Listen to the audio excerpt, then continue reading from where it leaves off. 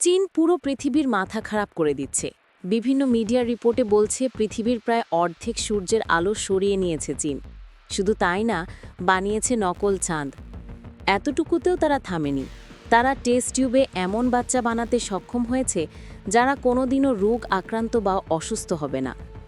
আর সব থেকে বেশি অবাক হবেন এটা জেনে, চীন নকল মেঘ বানিয়ে আকাশে উড়িয়ে দিচ্ছে। আর এগুলোই বর্তমানে পুরো পৃথিবীর সবথেকে বেশি মাথা ব্যথার কারণ।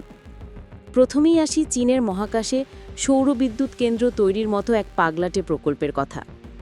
এই প্রকল্পে তারা মহাকাশে বিশাল সৌর প্যানেল বসাচ্ছে, যেগুলো সব সময় সূর্যের আলো পাবে, কারণ মহাকাশে সব সময় দিন, কখনো রাত হয় না। এসব প্যানেলে উৎপন্ন শক্তি পৃথিবীতে পাঠানো হবে লেজার বা মাইক্রোওয়েভ প্রযুক্তির মাধ্যমে। জানলে অবাক হবেন, এই প্রযুক্তি শুধু চীনের না, পুরো পৃথিবীর চাহিদা মেটাতে পারে। তবে এটা নিয়ে সবথেকে বেশি আপত্তি জানিয়েছে আমেরিকা। তাদের মতে, যে লেজার রশ্মির মাধ্যমে বিদ্যুৎ পৃথিবীতে আসবে, সেই লেজার রশ্মি যদি কোনোভাবে একটু সরে যায়, তাহলে পুরো পৃথিবী ফোর হয়ে যেতে পারে। তাহলে চিন্তা করুন এই লেজার কতটা শক্তিশালী। দ্বিতীয় প্রকল্পটি যতটা চিন্তা করছেন তার থেকেও বেশি জটিল, আর তা হলো মানুষের জিনকে আপডেট করে সুপার বেবি তৈরি করা। জানলে অবাক হবেন, চীন এই কাজ 2018 সালে শুরু করে দিয়েছিল, আর মানুষ এসে জানতে পেরেছে 2025 সালে।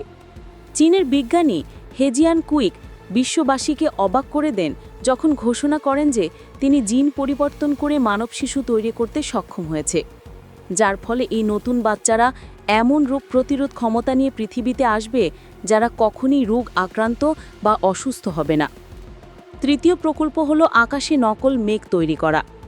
এই পদ্ধতিতে বিশাল মেশিনের মাধ্যমে পানিকে বাষ্প করে মেঘ বানিয়ে আকাশে পাঠানো হয়। তারপর প্লেনে করে সেই মেঘের মধ্যে বিশেষ কেমিক্যাল স্প্রে করা হয়, আর তার মাত্র 20 থেকে 25 মিনিট পর বৃষ্টি শুরু হয়। চীন এই প্রযুক্তি ব্যবহার করে প্রতি বছর প্রায় 55 বিলিয়ন টন কৃত্রিম বৃষ্টি বানাতে পারে। আর এ কারণেই দেখবেন চীনে যে কোনো সবজি সবথেকে বেশি পরিমাণে জন্মে। কিন্তু এর একটা বড় সমস্যা আছে। যদি এভাবে কৃত্রিম বৃষ্টি বানানো হয়, তাহলে কেবল যে এলাকায় বৃষ্টি হওয়ার কথা ছিল সেই এলাকায় বৃষ্টি কমে যাবে। ফলে অদূর ভবিষ্যতে সেই সকল এলাকা মরুভূমি হয়ে যাওয়ার একটা সম্ভাবনা দেখা দিতে পারে। সবচেয়ে পাগলাটে প্রকল্পগুলোর মধ্যে আরেকটি হলো চীনের কৃত্রিম চাঁদ বানানোর পরিকল্পনা। এই কৃত্রিম চাঁদ আসলে একটি কৃত্রিম উপগ্রহ, যা চীনের নির্দিষ্ট শহরের উপর রাতের বেলা অতিরিক্ত আলো সরবরাহ করবে।